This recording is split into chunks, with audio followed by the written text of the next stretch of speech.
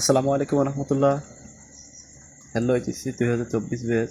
তোমাদের তোমরা একটি খবর শুনে খুশি হবে যে তোমাদের প্রশ্নপত্র আউট হয়েছে। তো তোমরা এটা জানো যে সেট নাম্বার 1 ইংলিশ সেকেন্ড পেপারে প্রশ্নপত্র। তো এই যে তোমরা প্রশ্নপত্রটা একটু দেখে নাও।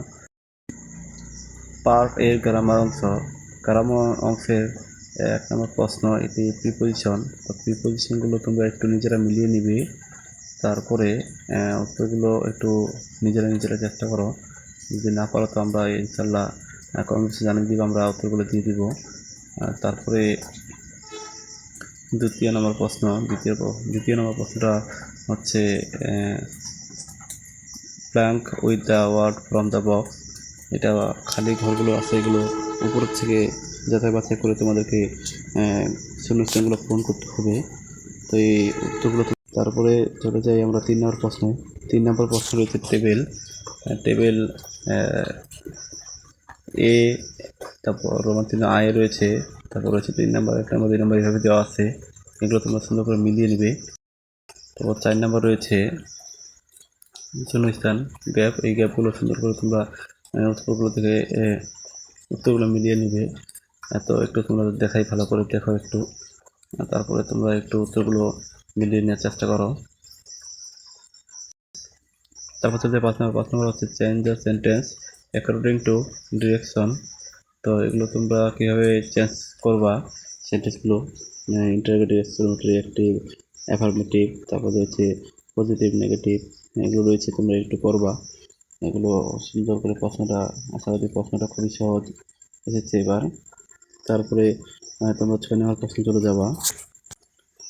6 নম্বর প্রশ্ন হচ্ছে কমপ্লিটিং দ্য ফলোয়িং সেন্টেন্স, অর্থাৎ একটি অর্ধেক বাক্য দেওয়া থাকবে, সম্পূর্ণ বাক্যটি সুন্দর একটি বাক্য দিয়ে অর্থপূর্ণ একটা বাক্য করতে হবে, সেটা পূরণ করবো। তারপর রয়েছে 7 নম্বরে সাফিক্স প্রিফিক্স। তো সাফিক্স প্রিফিক্স আসলে খুবই একটি সহজ একটা টপিক। তো তোমরা এটা একটু দেখো যে কোনটা কী রয়েছে, প্রশ্নগুলো একটু ভালো করে দেখাই এবং নিজেরা চেষ্টা করে একটু উত্তরগুলো মিলিয়ে নেওয়ার। তারপরে চলে যাই আমরা একটু 8 নম্বর প্রশ্ন প্যাটার্নে। তো আমরা চলে এলাম 8 নম্বর প্রশ্ন প্যাটার্নে। এটা হচ্ছে ট্যাগ কোশ্চেন। এটাও একটি সহজ টপিক। তো এটা দেখো, তোমরা একটু মিলিয়ে নাও, দেখো সুন্দর করে যে প্রশ্নগুলো এসেছে, এই প্রশ্নগুলো তোমরা একটু নিজে করার চেষ্টা করবা। তারপরে চলে যাবো আমরা 9 নম্বরে।